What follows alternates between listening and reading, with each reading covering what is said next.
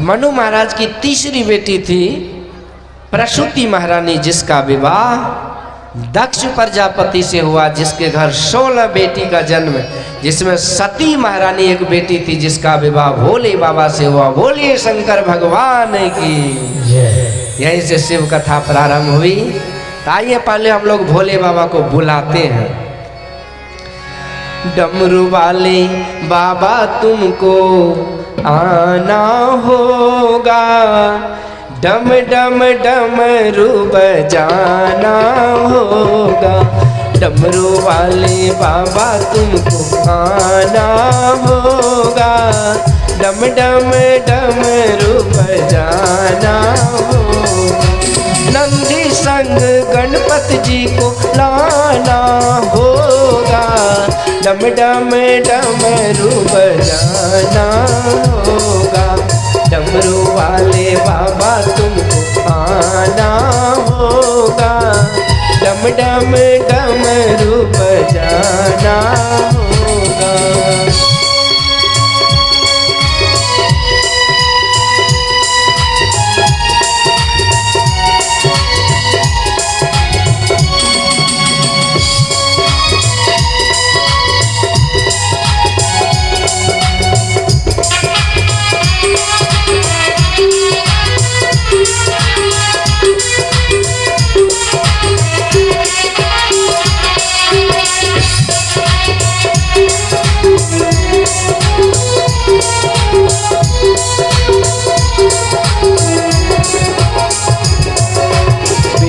पत्र दूध बाबा आपको चढ़ाएंगे,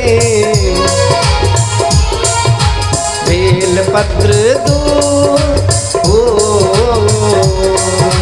बेल पत्र दूध बाबा आपको चढ़ाएंगे। केसरिया चंदन तिलक माथे पे लगाएंगे, केसरिया चंदन तिलक माथे पे लगाएंगे। भक्तों को दर्श दिखाना होगा, डम डम डमरू बजाना होगा। डमरू वाले बाबा तुमको आना होगा, डम डम डमरू बजाना होगा।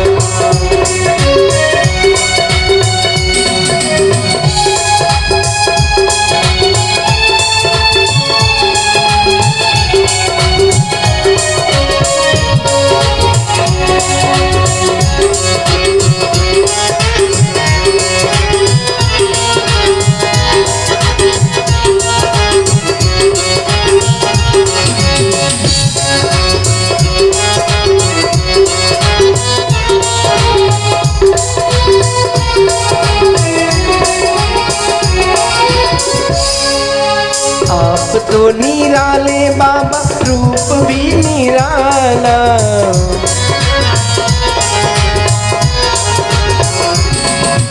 आप तो निराले बाबा रूप भी निराला। हाथ में त्रिशूल गले सर्पों की माला, हाथ में त्रिशूल गले सर्पों की माला। नंदी पे चढ़कर आना होगा, डम डम डमरू बजाना होगा। डमरू वाले बाबा तुमको आना होगा, डम डम डमरू बजाना होगा।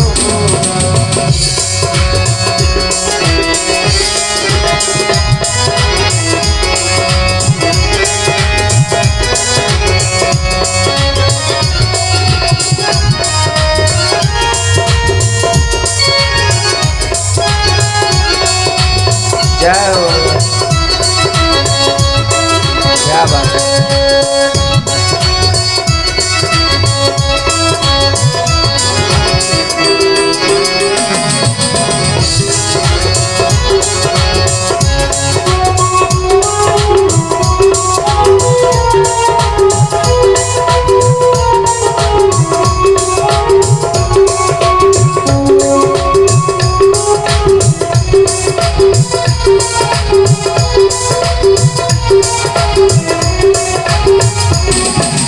कल्याणकारी भोलेनाथ आप हो निराले।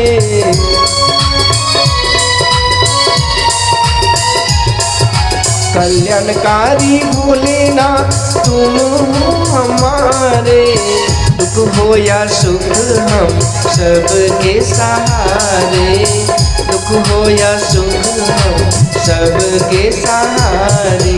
नैया को पार लगाना होगा, डम डम डमरू बजाना होगा, डमरू वाले बाबा तुमको आना होगा, डम डम डमरू बजाना होगा। नंदी संग गणपति जी को लाना होगा, डम डम डमरू बजाना होगा, डमरू वाले बाबा तुमको आना होगा, डम डम डमरू बजाना होगा, डमरू वाले बाबा तुमको आना होगा, डम डम डमरू बजाना होगा, डमरू वाले। हर हर महादेव जय हो। सब कोई ताली से बात बोलिए उमापति महादेव की।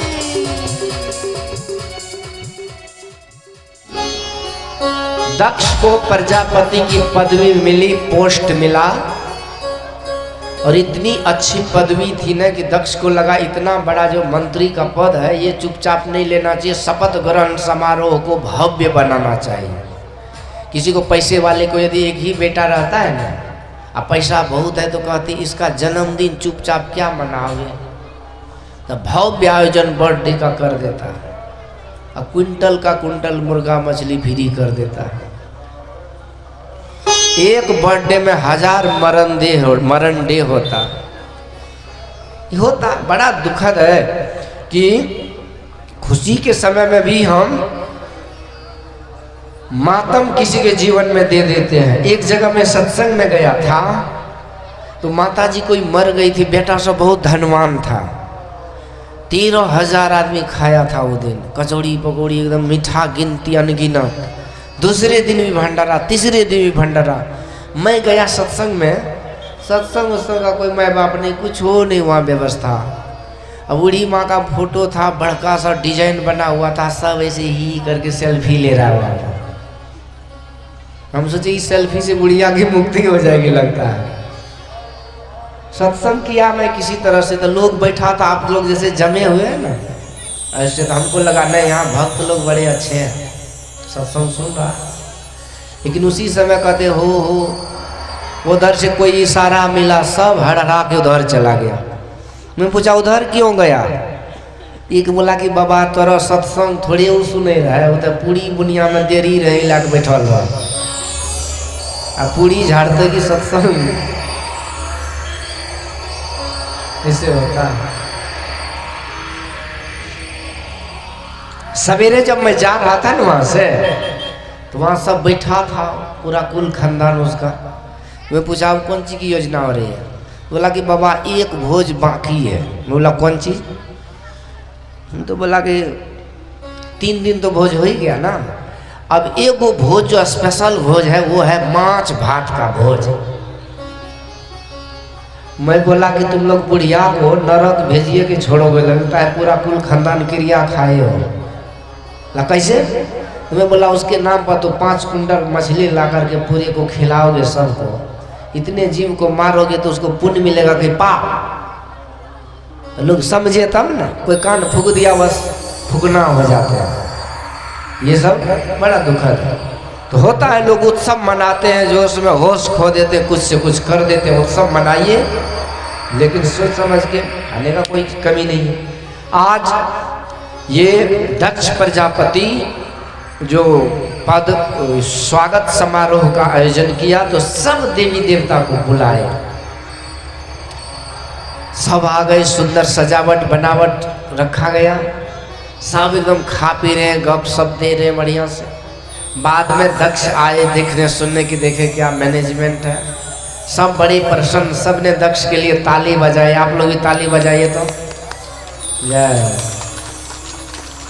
दक्ष बड़ा गदगद के हमारे स्वागत में इतने लोग ताली बजा रहे हैं। फिर धीरे धीरे मंच पाया, इधर उधर देखा तो सब कोई खड़े भी होकर के स्वागत किए। होता है, लेकिन सामने जो 3 महादेव थे वो टस से मस नहीं हुए, ब्रह्मा जी, भगवान नारायण और भोले बाबा। तो दक्ष ने इधर उधर तो देखा, लेकिन सब जगह से तो एकदम चेहरा पे थोड़ा सा स्माइलिंग हुआ, लेकिन सामने जो 3 को देखा तो मूड खराब हो गया। ये तीनों खड़ा क्यों नहीं हुआ? तो फिर देखा है कौन, तो एक ब्रह्मा जी थे। सोचा ही तो मेरे बाप जी हैं, तो पिताजी बेटा के स्वागत में क्या खड़ा होगा?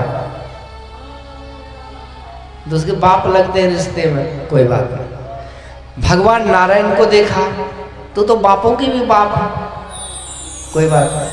और जब भोला बाबा को देखा तो दक्ष का खोपड़ी खराब हो गया। ये शंकर जी, ये तो मेरा दामाद है, इसके साथ तो मेरी बेटी का विवाह हुआ है। जब दामाद हो गया तो उसका डिसिप्लिन नहीं है, शिष्टाचार होगा भी कहाँ? ये तो जंगल में रहता है ना, जंगली कहेंगे। बड़ी जोर से बकने लगा, श्रूयताम ब्रह्म ऋषयो में, ध्यान से सुनो। सबको हुआ कि दक्ष क्या हो गया भाई, बीपी का, ब्लड प्रेशर की बीमारी तो नहीं है? इतना जोर से क्यों चिल्ला रही थी अभ्यागत को? बोला। फिर आगे दक्ष कहता है कि अच्छे सभा सभ्य सोसाइटी में अनपढ़ जंगली को नहीं लाना चाहिए।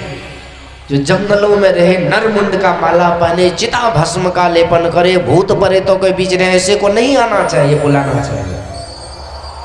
तो सबों ने समझ गया कि दक्ष का लक्ष्य कौन है। तो भोले बाबा को निशाना बना के बोल रहे थे ना।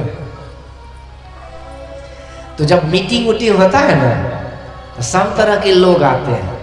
यहाँ भी आप लोग देखते होंगे कि महीना दिन से 2 महीना से मीटिंग होता रहता है ना। मीटिंग की विशेषता क्या है जानते हैं? मीटिंग में जो बूढ़े पुराने बैठेंगे तो बात जिस विषय के लिए मीटिंग हुआ वो विषय छोड़ करके सब बात हो जाती है। 3 घंटा इधर उधर के बात घींच तीर करके चल देंगे। आप चल भै गए, कते गल कतो नहीं की भेल कुछ हो। ये है मीटिंग का हाल। एक जगह हमसे फोन किया कि बाबा आपका कथा कराना है। बोले कराइए। नहीं, अभी पहले बैठक करेंगे। तो मैं बोला सुनो, यदि तुमको कथा कराना है ना तो तू 2-4 आदमी मिल के आगे बढ़ो, पीछे से सब आएगा। आई जो कहोगे कि दूसरे के कपाड़ पर बेल फोड़ेंगे, ही कभी नहीं होगा। बोला नहीं बैठक करें। बैठक करना चाहिए किस लिए? कि सूचना दे दीजिए कि कराना, बाकी करना आप ही को, नहीं करिएगा तो कोई ना कुछ करते हैं, और यदि करिएगा तो सब साथ भी होंगे। तो बैठक किया। तो बाद में फोन किया, मैं बोला क्या हुआ, कथा होगा कि नहीं होगा? बोला कि बाबा कथा होगा कि नहीं वो तो बाद की बात रही, भागवत के जगह पर महाभारतीय हो गया। बैठक में झगड़ा हो गया।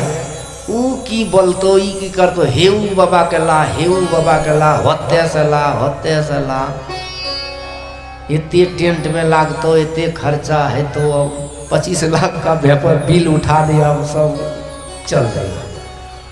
होता मीटिंग सीटिंग का ये लफड़ा है। तो मीटिंग का महत्व भी है, करने का अभिप्राय ये है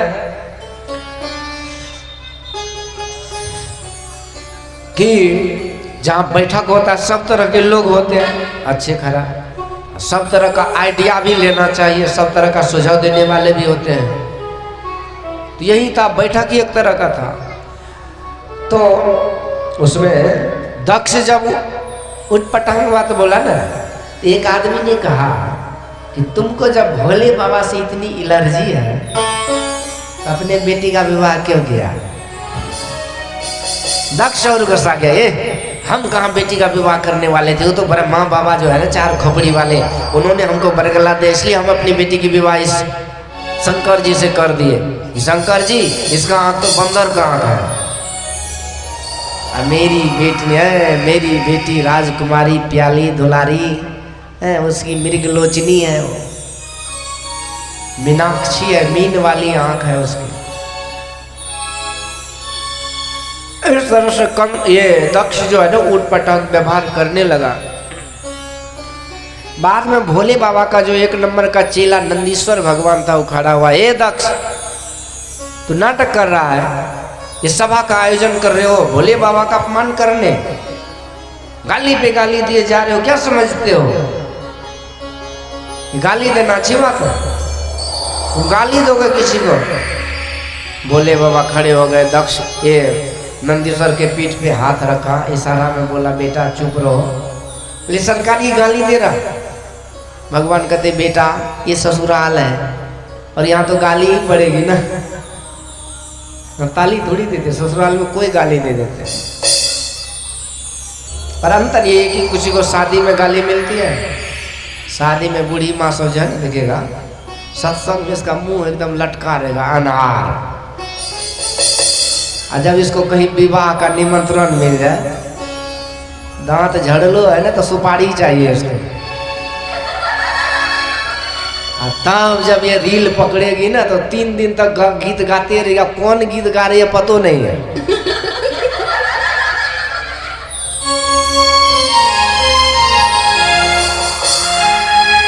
तो कहने का विषय यह है कि भगवान कहते बेटा गाली तो सुननी पड़ेगी, शांत रहो। तो नंदीश्वर भगवान शांत हो गए। ठीक है महाराज तुम गाली सुनो, तुमको गालिए में रस आ रहा है तो सुनो। चुप हो गई। गोसा चिल्लाते गोसा करके मन मार के गोसा रोक लिए, क्या करेगा। लेकिन दक्ष का गुस्सा बढ़ते गया, इतना गुस्सा बढ़ा के लगे हाथ श्राप दे दिया, आज से इस शिवगण को किसी यज्ञ में भाग नहीं मिलना चाहिए।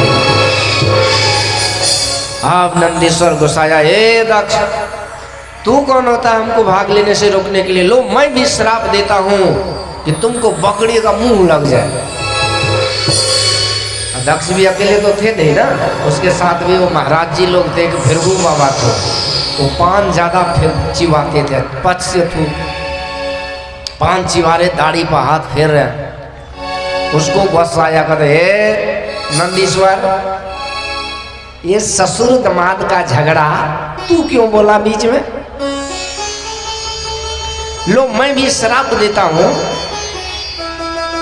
कि सारे शिवगण पाखंडी हो जाए। अब भूतवा को जो गुस्सा आया ना, सब हाहाते हुए खड़ा हुआ। ए बिरगो बाबा तूने हम लोग को पाखंडी बोला, लो हम लोग भी श्राप देता हूं कि तुम जैसे चाटुकार ब्राह्मण भिगमंगा हो जाए।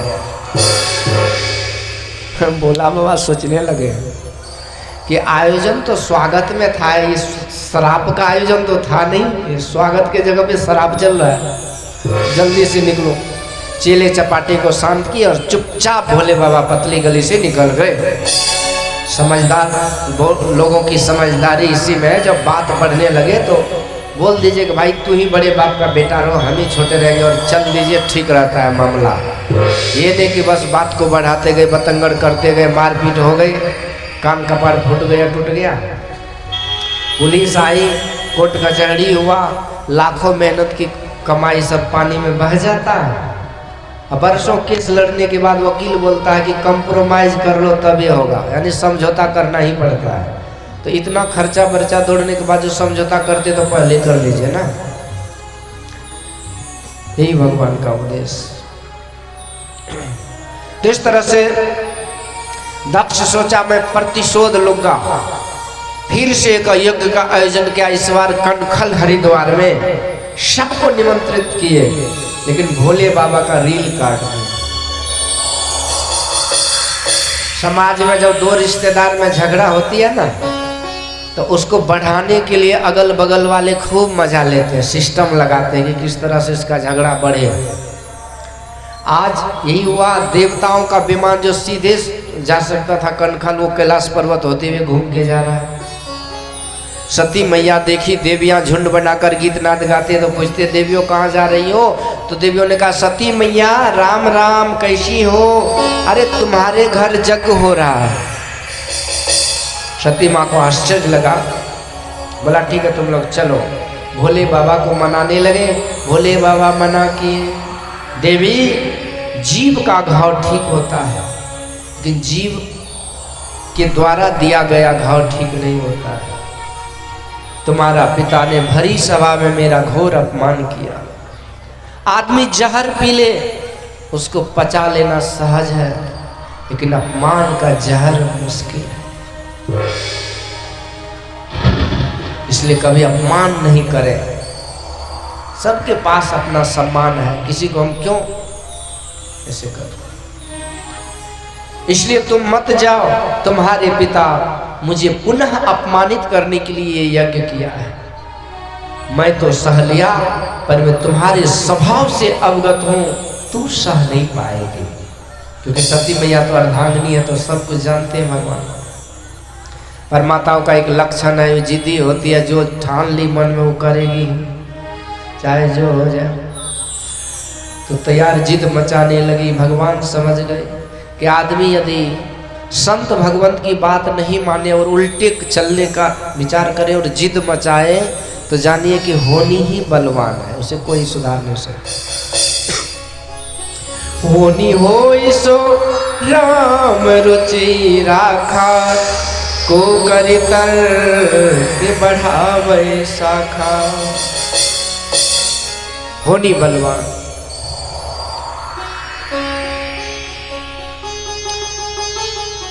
इस तरह से सती मैया भोले बाबा की जय जयकार करते हुए चल पड़ी प्रणाम करके। भगवान ध्यान में थे, उसी समय देखा कि अब सती चल ही गई, तो कुछ भूत प्रेतों को साथ लगा दिए। स्वयं शंभुनाथ भोलेनाथ समाधि में चले गए। सती मैया जाते जाते अपने घर को आई। बोलिए सती महारानी की। आप लोग सती मैया के पक्ष में है कि देवताओं के पक्ष में है? सती माँ की तरफ है ना? जय जयकार किया ना। बोलिए सती महारानी की जय। पिछला लोग सोचा कि अगला बोलिए दल के तो जरूरी है बोल रहा है। अच्छा, अगले वाले को प्रसाद मिलेगा तो आपको लेना जरूरी है ना? जरूरी। बोलिए सती महारानी की जय। सबों ने तो जय जयकार किया, लेकिन देवता लोग हलवा पूरी खींचने में रह गए। सती माँ को लगाई देवताओं को हमसे भी बढ़ के हलवा पूरी। आगे गए तो उसके बाप स्वाहा, अग्नये स्वाहा, वरुणाय स्वाहा, कुबेराय स्वाहा, शनिश्चराय स्वाहा, स्वाहा। बेटी आ गई, हा हू कर रहे, उधर देख करके भी अनदेखा। सती मैया को लगा ये बाप को क्या हो गया, ये जो मेरे तो मुझे से बात भी नहीं कर रहा। आगे गई तो बहन सभी बोलती कम थी और ही ज्यादा करती थी। बोले कम हंसे ज्यादा, बिना मतलब का ठहाका। सती माँ को बड़ा अटपटा लगा कि बहन लोग है कि दुश्मन ऐसे कैसे कर रही है। पर अपने माँ से जब मिली तो माँ ने हृदय से लगा ली। सादर मिलई भलई एक माता, भगनी रहे अति ही मुस्काता। तो कुपुत्र जाए तो क्वचिदपि कुमाता न भवती। पुत्र कुपुत्र हो सकता है, लेकिन माता कुमाता नहीं होती। वार्तालाप हुई, भैया को जान में जान आई कि चलो मेरी माँ ने सम्मान किया।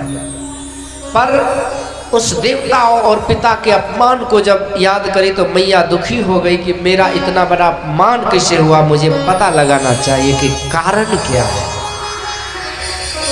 यज्ञ मंडप में प्रवेश करी तो सबका तो भाग था, पर भोले बाबा का भाग नहीं था।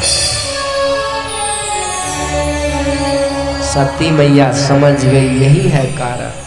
That is the root cause of all the problems. इतनी गुस्सा मैया को आई कि सोचती है कि ये तो मेरा बाप है, इसे तो मैं सजा नहीं दे सकती, कुछ श्राप नहीं दे सकती, लेकिन मैं इसे मजा जरूर चखाऊंगी। चिल्लाते हुए बोली कि अरे दक्ष, तुम्हारी बेटी कहलाने से अच्छा है कि जहर पी के मैं मर जाती। तुम मार क्यों नहीं दिया? यदि मुझे पहले पता चलता कि मैं शिव विरोधी की पुत्री हूँ तो मैं पहले मर ही जाती। लेकिन मैं तुम्हारी पुत्री कहलाकर जी नहीं सकती, इसीलिए मैं आज शिव अपमान का दंड तुझे अवश्य मिलेगा। और वो दंड है सबसे बड़ा माता पिता का दंड क्या है? उसके सामने उसके बच्चा का कुछ हो जाए तो माँ जीवन भर रोती है, सबसे बड़ा दुख है उसके लिए। तो आज मैं वही दुख तुझे दूंगी ताकि दुनिया भी देखे कि शिव अपमान का क्या परिणाम होता है। योग अग्नि प्रकट करती है और मैया सती उसी में कूद करके शरीर को जला देती है। बोलिए सती मैया की। भूत प्रेतों भी बड़े दुखी हुए, उन्होंने कहा ये यज्ञ को होने नहीं देंगे मेरी मैया को। इन्होंने किया, उत्पात मचाने लगे। भृगु बाबा ने रक्षोहन मंत्र से सबको पीट के भगा दिए। देवर्षि नारद जी कैलाश पर्वत आए, भोलेनाथ अनर्थ हो गया क्या? तो सती मैया भस्म हो गई। भोले बाबा का भोला भाला रूप आज तक दक्ष ने देखा था। भगवान जितने प्रसन्न हो जाते हैं जितने जल्दी उतने जल्दी क्रोधित भी हो जाते हैं।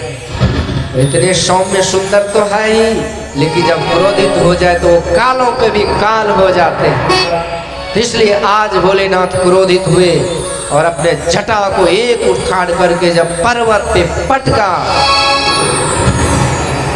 विशाल पुरुष वीरभद्र भगवान प्रकट हुए। बोलिए वीरभद्र भगवान की।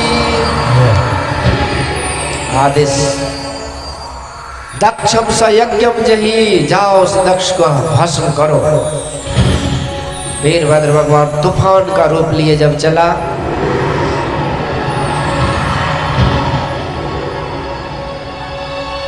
देवता लोग जो भाग ले रहे थे ना, भोग खा रहे थे, एक ने कहा भैया प्रलय होने वाला है, लगता है आंधी तूफान। सबों ने कहा रे भैया पहले भोजन तब भजन, पहले खाओ तब बाद में सोचेंगे। सब एकदम घींच रहे मलपुआ पूड़ी कचौड़ी। तब तक देखते देखते भूत प्रेतों ने पूरा टेंट पंडाल को घेर लिया। वीरभद्र भगवान कहते एक भी भागने न पाए। भृगु बाबा भाग रहे थे, एक भूतवा ने दबोचा, दाढ़ी पकड़ा। कहते बाबा कहाँ? कहते नहीं जाने दो, दूसरे जगह का निमंत्रण है। बोले नहीं यहाँ भोग ले लो तब जाना। सबको पकड़ पकड़ के बांस बल्ली में बांध दिए। वीरभद्र भगवान कहते बोलो क्या दंड दें? सब भूतवा कहती सरकार सब बीमारी का जड़ी जजमान है दक्ष। वीरभद्र ने हाथ घुमा के मारा चटा, दक्ष का सर हवन कुंड में सहा। बोलिए शंकर भगवान की। सब देवताओं को अंग भंग करके चले आए। सब देवता ब्रह्मा जी की शरण में सरकार। चेला चटिया करके इतना सत्यानाश किया, यदि वो आ जाएंगे तो हम लोग का जीना मुश्किल हो जाएगा, कोई उपाय करो। तो उसी समय ब्रह्मा बाबा कैलाश पर्वत आए। बोले बाबा शांत समय हो गए। सब देवताओं को साथ लिए कनखल में आकर के यज्ञ हुआ और इस तरह से दक्ष को बकरे का मुंह लग गया। अब वही दक्ष के भवन में जो यज्ञ कुंड में कूद गई थी ना, तो वहां पर सती मैया भगवान का ध्यान करती है। सती मरत हरि सन बर मांगा, सती मरत हरि संग बर मांगा। जन्म जन्म शिव पद अनुरागा, जन्म मरण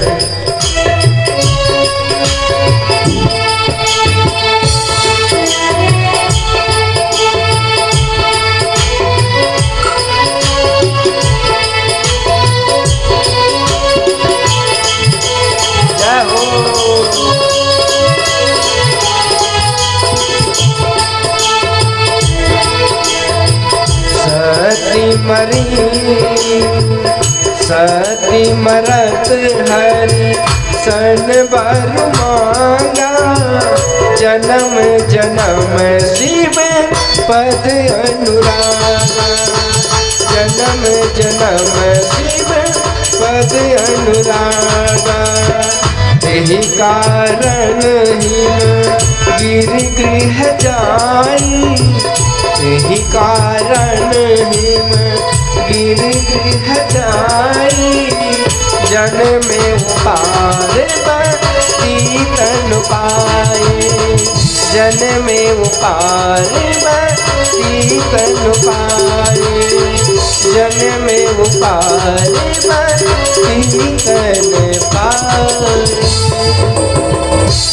मरते समय मैया ने वरदान मांगी थी कि जन्म जन्म हरि के चरणों में शिवपति मिले। तो आज पार्वती के घर में हिमगिरी राजा हिमालय के घर में हिमाचल प्रदेश में उन्हीं की पुत्री पार्वती मैया के रूप में प्रकट हुए।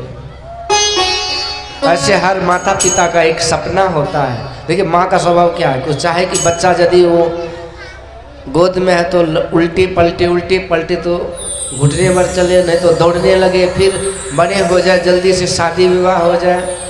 बेटा अभी बच्चे दूधे पी रहा, लेकिन उसका मन होता है कि जब विवाह हो जाएगा तो हम पोता को गोद में खिलाएंगे। अब बेटा को नीचे देख रहा, पोता को खिला रही मने मन। यही हर माँ बाप का सपना। तो आज राजा हिमालय के मन में हुआ कि मेरी बेटी को घर भर कैसा मिलेगा। तो आज नारद जी महाराज का आगमन हुआ। तो पूछा कि महाराज आप संत बतलाइए कि हमारी बेटी का गुण स्वभाव क्या होगा। होई पूज सकल जग माही, होई पूज सकल जग माही, एही सेवत दुर्लभ कछु नाही, एही सेवत दुर्लभ।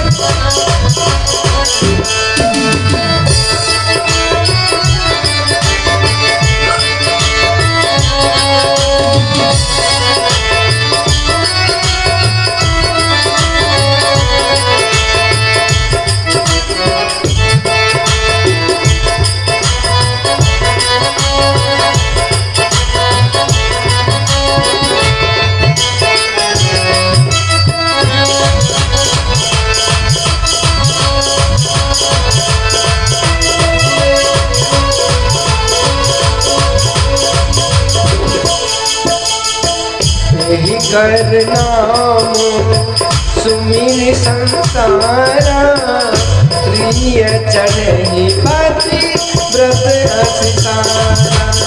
शैल सुता तो लक्षण सुनु जे अब गुण दो चारी, अगुण अमान मातु पितु हीना, उदासीन सब संशय कीना। जोगी जटिल अवाम, जोगी जटिल अकाम मन, नगन अमंगल वेश। अस स्वामी यही कह मिलही, हरिहस्त असरे, हरिहस्त असरे, हरिहस्त असरे। नारद जी महाराज कहते महाराज सुनो, तुम्हारी बेटी जो है ना ये दुनिया में पूज्य होगी, इसके नाम से जीव संसार सागर को पार करेंगे और इसके नाम से माता बहन पातिव्रत घर में आगे बढ़ेंगे। और इस तरह से इसके अंदर कुछ अवगुण भी है। तो बाप माँ तो उस चीज़ नहीं सुनना चाहते ना, तो चौंक गए क्या है महाराज। तो कहते कि बाबा महाराज सुनो राजन, आपकी जो बेटी होगी ना तो इसका जो बर होगा ना उसको घरे नहीं होगा। आजकल घर देखिया भी नाम है ना, घर देखिया मतलब पुतोह देखिया नहीं है, घर देखिया वो घरे को देखता है। पहले मकान है कि नहीं, चाहे वो भुजा फाँक रहा वो नहीं देखेगा, लेकिन मकान होना चाहिए। तो ये है कि घर ही नहीं होगा तो ऐसा बर क्या जिसको घर नहीं। कहते महाराज उसके अंदर कोई गुण नहीं होगा, उसका कोई मान नहीं होगा, और ये सबसे लफड़े वाली बात है कि उसका माँ बाप नहीं होगा। तो राजा सोचते कि टूगर टापर बिना माँ बाप का ही, बिना गुण का ही, अमंगल भेष वाले जंगल पहाड़ में रहने वाली इससे कैसे शादी होगी। भोला बाबा का माँ बाप क्या होगा बोलिए तो। एक बार भोले बाबा की शादी हो रही थी ना, पंडित जी जो रस्म अदा करते तो विधि विधान तो बुलाए भोले बाबा को, कहते हैं दुल्हा सरकार को बुलाइए। आया, बोला अपना गोत्र बतलाइए। भोले बाबा कहते कश्यप गोत्र। गोत्र के हिसाब से सब हम एक ही हो जाते हैं। हम लोग का ऋषि महर्षि गोत्र है। भले आज सत्संग साधु महात्मा से हम लोग को पहचान नहीं आता कि कौन है क्या, लेकिन हम लोग सब उसी के गोत्र हैं। कहा जाता है आप गोत्र नहीं जानते तो कश्यप गोत्र बोल दीजिए, हो गया। बोले वो बोले, कहते अपना नाम बतलाइए। बोले वाले का शंकर जी। बाप का नाम बतलाइए, विष्णु ब्रह्मा जी। दादा का नाम बतलाइए, विष्णु जी। पर दादा का नाम बतलाइए। वाला अब्बा को लगा जब बताते जाएंगे ना तो झाजी पंडित जी कहाँ जाके रुकेगा पता नहीं। कितना बताते रहो माथा पची, घुमा फिरा के बात बोलना चाहिए, 100 बात की एक बात। बोले सुनो जी पंडित जी, हाँ मेरा नाम शंकर जी, बाप का नाम ब्रह्मा जी, दादा का नाम विष्णु जी, और सबका परदादा मैं हूँ जी। बेटा पंडित, उसके आगे कोई नहीं है, सबका मैं ही हूँ। माता च पार्वती देवी, पिता देवो महेश्वर, ये हमारे माता पिता है। त्वमेव माताश्च पिता त्वमेव बंधुश्च सखा त्वमेव। इसके पहले कोई था ही नहीं तो माँ बाप कौन होगा, सबको ही जन्म देते। जिस तरह से कहती हैं आपका जो महाराज दामाद होगा ना, उसका घर होगा, घर ही नहीं होगा, अमंगल भेष होगा, श्मशान में रहेंगे, नरमुंड का माला पहनेंगे, ये सब बताने लगे। मैना देवी कहती ये संभव नहीं, मैं अपनी राजकुमारी बेटी को, फूल सी बेटी को मैं गोद में लेकर अग्नि में कूद जाऊंगी, जल जाऊंगी, ऐसे घर में नहीं दूंगी। तब दक्ष नारद जी महाराज समझाए, पागल मत बनो, ये जितना अवगुण है सब भोले बाबा में है, लेकिन भोले बाबा में ये अवगुण भी गुण ही है, क्योंकि वो दुनिया को समझाने के लिए, उपदेश देने के लिए ये सब भेष बनाते हैं। और इस तरह से एक उपाय है, यदि भोले बाबा पति के रूप में से प्राप्त हो जाए तो अमंगल में भी मंगल होगा। तो जाइए इसको तप करने के लिए बोलिए। तो आज गुरु महाराज और माता पिता सब अपने संतान को तप करने के लिए भेज रहे हैं। इस तरह से आज पार्वती मैया जा रही है तप करने, क्योंकि बिना तप का कुछ नहीं होता। अच्छा आप लोग यहाँ तीन घंटे तो हो ही गया लगभग, है ना। हमारे आदरणीय वीरेंद्र बाबू ने आज बड़ी गुस्सा में थे, तो हे भगव नाल पेट झाल मृदंग को ये सब नहीं चलेगा, समय का कोई ज्ञान नहीं रहता है। होता है जब मेहनत लगता है, चंदा चिट्ठा में इतना दिन से खट रहे हैं, तो सब कुछ किस लिए किए, कथा के लिए ना। लेकिन प्रायः मैं देखता हूँ कि कथा जो होता है ना, रात्रि समय में कहीं कहीं ज़्यादा भक्त लोग आते हैं, क्योंकि घर में माल जाल कुटी सानी खसी बकरी झगड़ी रोटी सब्जी सब बना चना के लेरू पटरू सबको खिला पिला के तब ना आएंगे, तो इसीलिए थोड़ा लेट होता है। आज जानते हैं 2 बजिया गाड़ी में कौन आएंगे, इधर उधर के चुटपुटिया राम सब, अभी तक कथा नहीं हुआ, ये कौन सी हो रहा है, नौटंकी है, चंदा कर लिया, ये कर लिया। अब वो झाड़ फूक देते तो जजमान आयोजन समिति को थोड़ा गुस्सा आ जाता कि सही में शुरू क्यों नहीं हुआ। आपका भी गुस्सा जायज है, लेकिन कथा प्रायः जगह जगह का एक नेचर होता है। मैं यहाँ तो वर्षों से कई कथा किया हूँ, तो यहाँ शाम में ज़्यादा आते हैं, और जो 2 बजे 3 बजे आते हैं ना, वो 2 4 10 ही आते हैं। अब 2 4 10 के लिए हम 2 बजे शुरू कर दें, 5 बजे ख़त्म कर दें, बाद में जो 500 आएंगे तो उसको कौन सुनाएगा। होता है जैसे कलश यात्रा के समय में देखा कि सब लगभग पहुंच गए थे जितना लिस्ट था, लेकिन 10-5 जो बूढ़ी माँ सब थी ना, वो पूड़ी पका रहे थे, कति निकल गया तो दिन भर तोरे भरोसे रहते बैठाल, 12 बज गया निकल गया, भोरे में यात्रा होती है। तो पर बहुत अधिक आप लोग की उपस्थिति थी, ऐसे लग रहा था कि एकदम दुनिया उलट के कुंभ मेला यही हो गया। आप लोग तपस्या किए हैं, आपका पुण्य इतना होगा कि आप भी अनुमान नहीं लगा सकते, पर शर्त यह है कि आप लोग रोज कथा में आइए।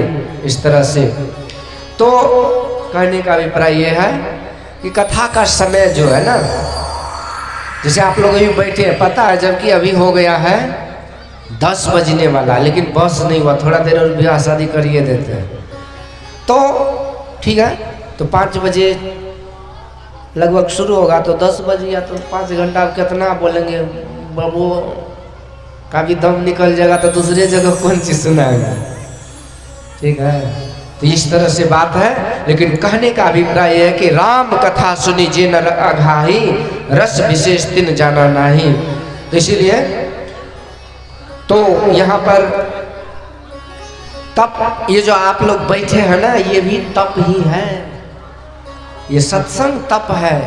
इस तप से भी सत्संग ज्ञान यज्ञ में के द्वारा परमात्मा की प्राप्ति होती है। तो आप लोग भी तपस्या ही कर रहे हैं, आप लोग भी पुण्यात्मा हैं। इसलिए हम लोग को इस तरह तप करना चाहिए। बिना भीड़ का खीर नहीं। There is no pain no gain. बिना परिश्रम का कुछ नहीं होता। तप बल रचई प्रपंच विधाता, तप बल विष्णु सकल जग त्राता, तप बल विष्णु सकल जग त्राता, तप बल शंभु रही संघारा, तप बल शेष रही मही भारा, तप बल शेष तप आधार सब सृष्टि भवानी, तप आधार सब सृष्टि भवानी, जाय करहु तप अस जिय जानी, जाय करहु तप अस जिय जानी, जाय करहु तप अस जिय जानी। तप के बल से सब कुछ होता है। ये माता रानी ने सिखा रही है। इसलिए हम लोग को तपस्या यानी कि सब कुछ करना चाहिए। बिना भीड़ का खीर होता है। लोग कहते ध्यान में बैठने में ठगना दर्द करता है, घुटना दर्द, तो बाकी काम में परेशानी नहीं है। खाने के लिए जो भोजन है चावल दाल, उसको उगाने में खेत में फसल मेहनत कम लगता है, लेकिन जीना है तो खाने के लिए व्यवस्था होती है।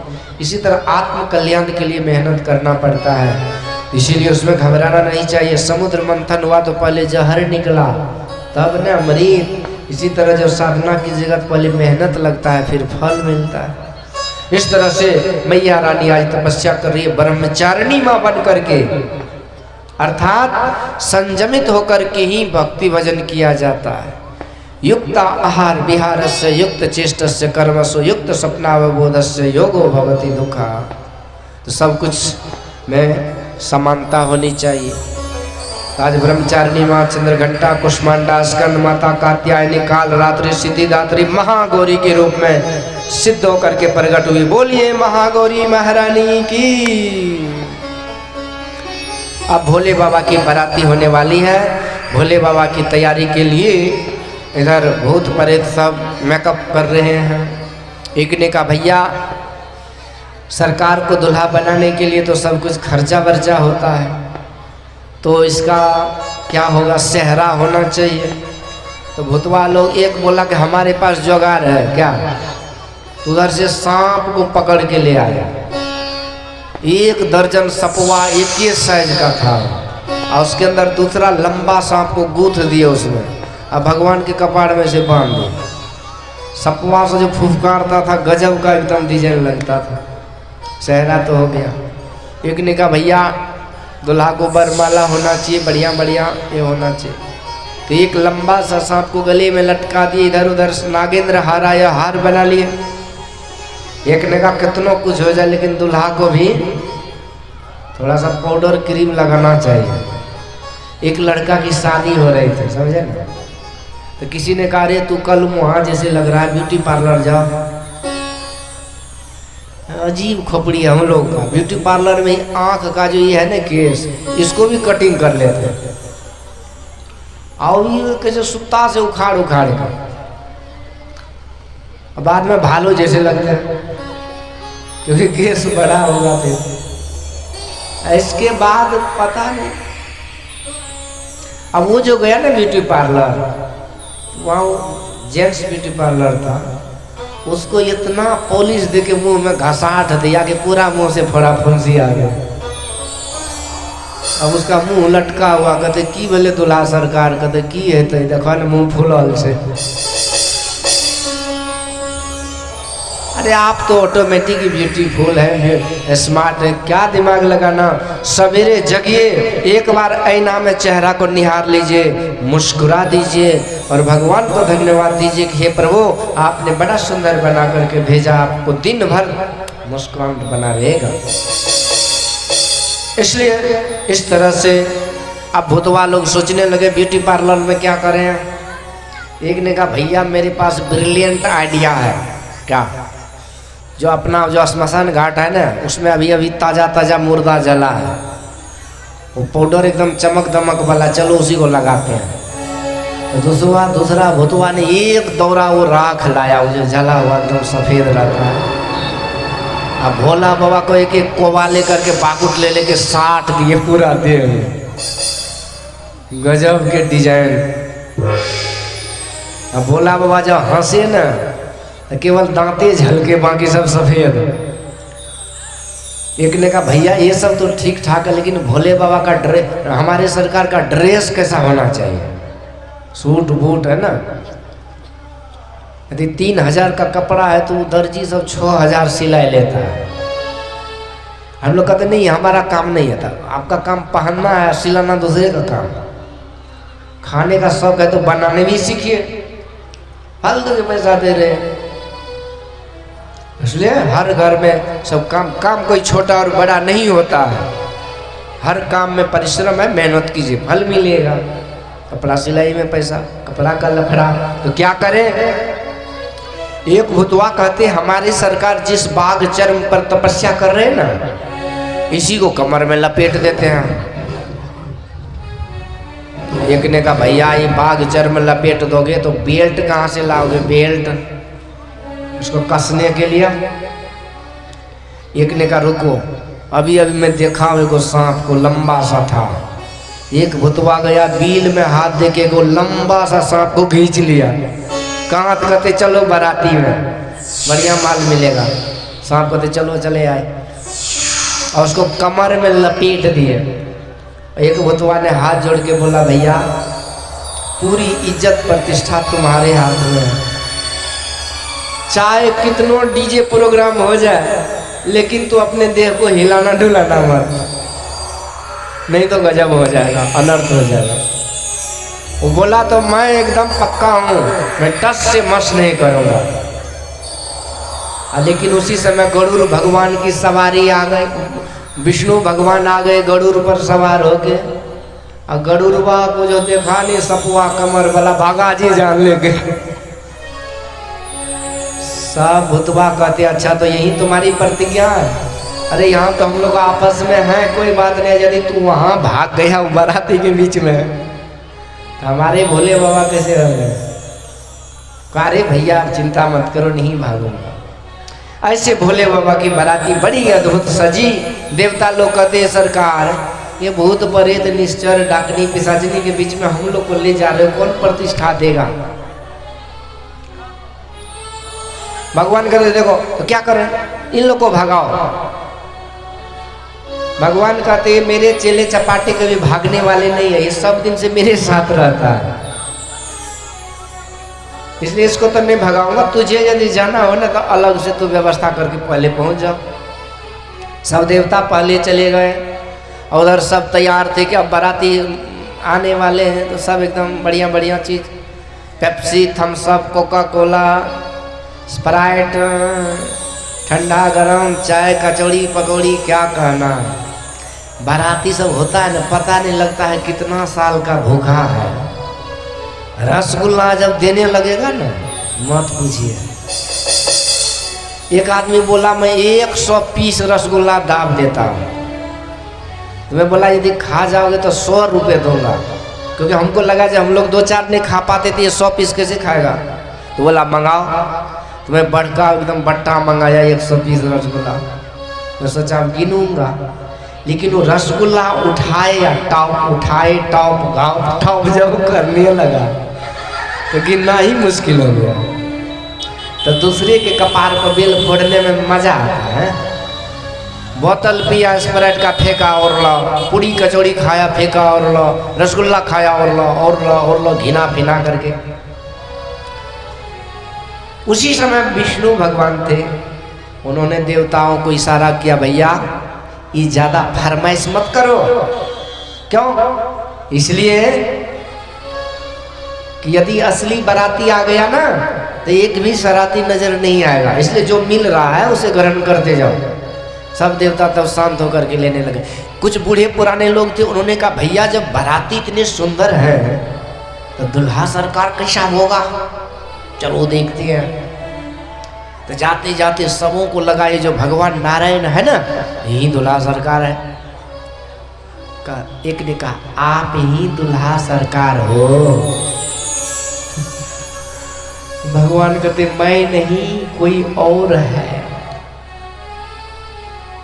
बूढ़े लोगों को लगा जब इतनी सुंदर है? मंगलम भगवान विष्णु मंगलम गरुड़ध्वज मंगल भवन मंगलहारी, सुंदरता के घर है। इतने सुंदर जब दुल्हा नहीं तो कितना सुंदर होगा। तो विष्णु भगवान कहते बेटा आने तो देख लेना कितना सुंदर है। धीरे धीरे उधर से भूत प्रेतों की बाराती आ रही है। भूतवा सबको देखा, जो सराती जो जी जान लेके भागा, सबसे बेसी जो बचवा उछल कूद रहा था ना आगे आगे, वो सब जो भागा कि भागते भागते घर घुस गया। घर वाले कहते क्या हुआ? कहते बचना है तो जल्दी खिड़की केवाड़ी बंद करो। भूतवा सब बचवा सा खोल के देखे, हुलक के उधर से जो भूतवा देखे बस सबका दम सूख गया, पूरा कोहराम मच गया। मैना देवी को पता चला, परेशान हो गई कि हे भगवान ऐसे शादी मैं नहीं होने दूंगी। सब कहीं कहते भैया तो इस तरह का शादी ये कथा किसने लगाया, अगवा कहाँ है? अभी तक तो नारद जी महाराज दो चूड़ा पूरा खींच रहे थे, एकदम डायलॉग दे रहे थे, हाँ इस बार कथा कुटुंबती बढ़िया जमा है, बढ़िया स्वागत हो रहा है, गप दे रहे, खा रहे, सुर एकदम दही चूड़ा। पर उसी समय समूह को लगा अगवा कौन है, पकड़ो उसको, क्यों ऐसा कुटुंबती किया। सबों ने कहा खोजो खोजो कहाँ गया। एक ने कहा हे वहां दो चूड़ा खींच रहा पंडित जी के बीच में। सब लोग गए, नारद बाबा का कोई टंगड़ी, कोई पुछड़ी, कोई नंगड़ी, कोई हथड़ी पकड़ा। जब खींचने लगा चारों तरफ नारद जी को 9 फीट कर दिए नमरा कर। अरे रुको रुको रुको, कहते नहीं रुकेंगे नहीं, घर फोड़ गई के घर उजाड़ दिया। बाद में नारद जी समझाए और इस तरह से आइए हम लोग भजन का आनंद ले।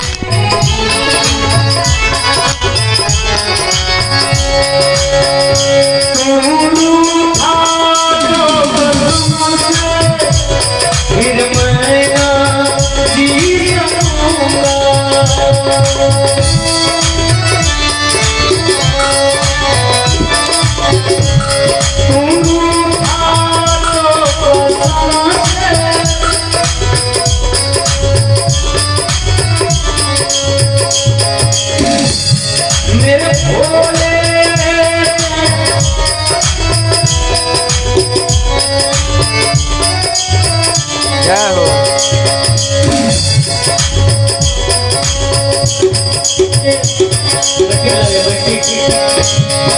जिसमें हुआ जाने उसको नहीं रहने, जिसमें हुआ जाने